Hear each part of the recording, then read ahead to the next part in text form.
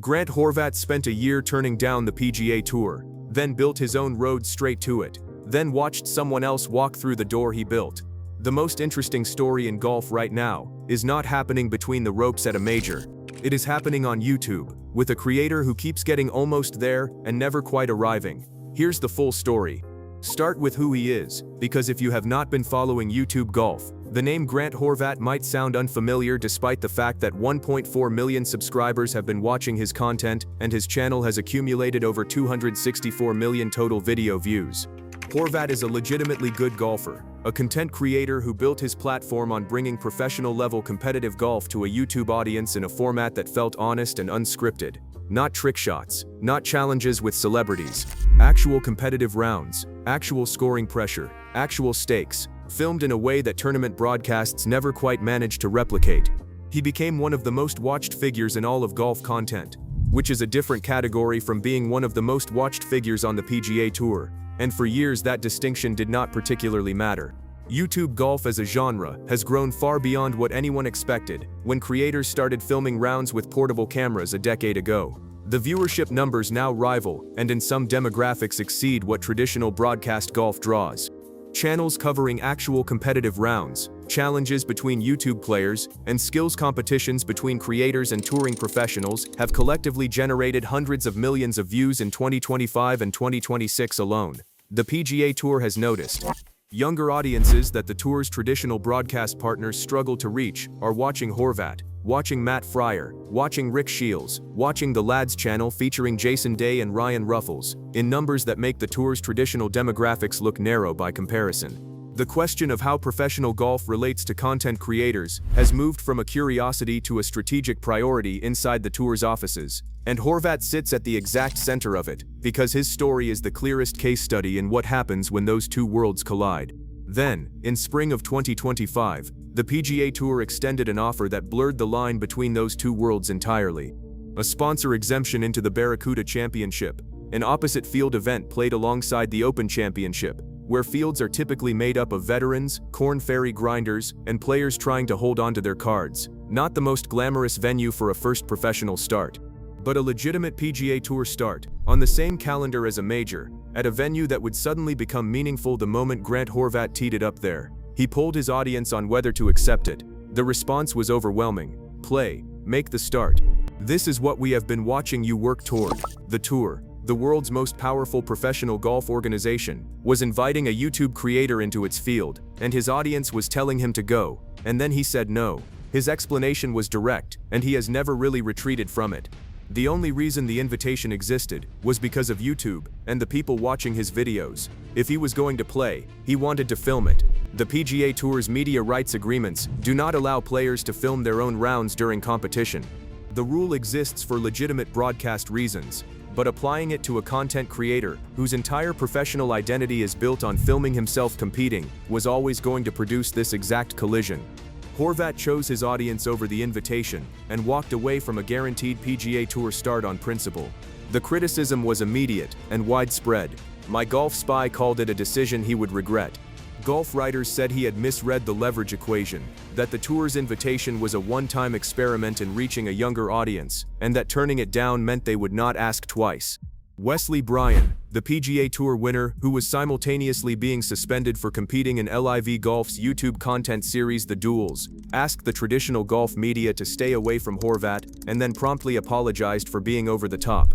The whole thing was a very 2025 kind of sports controversy, moving fast, generating heat, and disappearing from the headlines within a week. Quick pause. If you think Grant Horvat made the right call choosing his audience over the tour, type "stay true" in the comments. If you think he made one of the worst decisions in YouTube golf history, type "wrong move." I read every single one. Then came January 16, 2026. Horvat posted on X simply, "Excited to be playing in my first PGA Tour event next week." The event was the American Express at PGA West in La Quinta, California.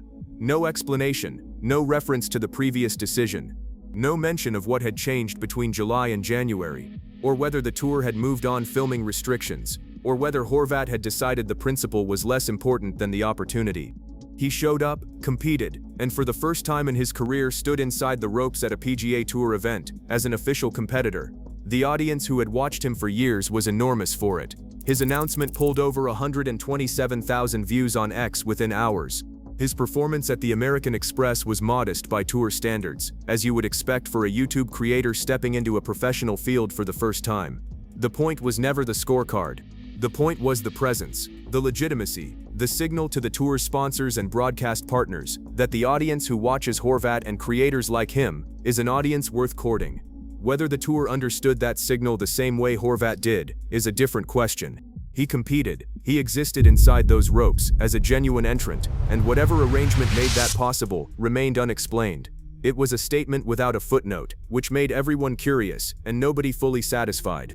Whether the tour moved, Horvat moved, or something about the circumstances of the American Express made the arrangement workable in a way the Barracuda never was, nobody fully explained. That ambiguity left a question hanging over everything that followed.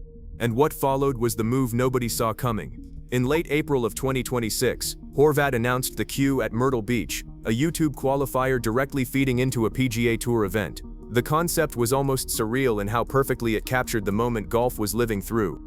8 players competing across 2 days, a 1-versus-1 match play round first, with winners advancing to an 18-hole stroke play qualifier, all for a single sponsor exemption into the One Flight Myrtle Beach Classic, a $4 million PGA Tour event beginning May 7th. The commissioner running the whole operation was Wesley Bryan, the same Wesley Bryan who was suspended indefinitely by the PGA Tour in April 2025 for competing in LIV Golf's The Duels, a YouTube format alongside Grant Horvat, was now writing the rules for a YouTube to Tour pathway. His suspension bars him from tour competition, but this event existed outside that boundary entirely. A tour-suspended commissioner overseeing a qualifier for a tour event, alongside a creator who had turned down one tour start and accepted another without explaining why, competing for a spot in a field organized by a sponsor exempt from the tour's usual qualification structures. The situation was its own commentary on how strange professional golf's relationship with YouTube had become. Horvat competed, he had built the road, and he was going to walk it. The format was the one he had wanted all along. Competitive golf, filmed openly, shared in real time across multiple YouTube channels. The tournament experience he said the tour would not give him at the Barracuda, actually materializing in a structure he had helped design. And then Ryan Ruffles won it. Ruffles, who runs the Lads channel alongside Jason Day, and had recently won the All-Pro YouTube tournament teamed with Horvat himself, beat the field in match play and stroke play to claim the sponsor exemption.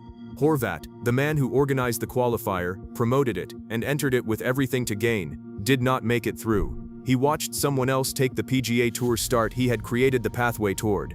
That is the move nobody saw coming, not because Horvat lost, but because of the shape of the whole story. He turned down a tour start, he built his own tour pathway, he lost his own qualifier to someone he had recently partnered with on the same YouTube stage. And through all of it, he became the central figure in a conversation about what the PGA Tour's relationship with content creators actually looks like. A conversation the sport had no idea it was going to be having 3 years ago. The question now is whether any of this adds up to something sustainable. Ruffles got his start, Horvat got a story, the tour got an audience engagement experiment that involved none of the things it usually controls. Whether that arrangement repeats, expands, or quietly disappears depends on factors nobody has made public. What is clear is that the creator economy is not waiting for the PGA Tour's permission. The viewership numbers do not care about media rights agreements. YouTube Golf has already reached the audience the tour wants to access, and it got there without the tour's involvement. The Q at Myrtle Beach happened because a group of content creators decided to create their own qualifying structure and found a willing sponsor event at the other end of it. That pathway did not require the tour to move first. It required someone to build a road and see who showed up. Horvat built the road. He did not get the destination this time, but the road exists now, and other creators will walk it. Ryan Ruffles walked through the door first. Grant Horvat will be watching when the next one opens, and the next one after that, and eventually the odds suggest that one of these doors will have his name on it. Whether the tour welcomes that or merely tolerates it is the most interesting question in golf content for the next 2 years. He just had the frustrating luck of watching someone else walk through the one he made. If this story had you hooked, drop a like before you scroll away. It tells the algorithm to push this to other golf fans who want more than just tournament results. And subscribe, because this saga is not finished. Not even close.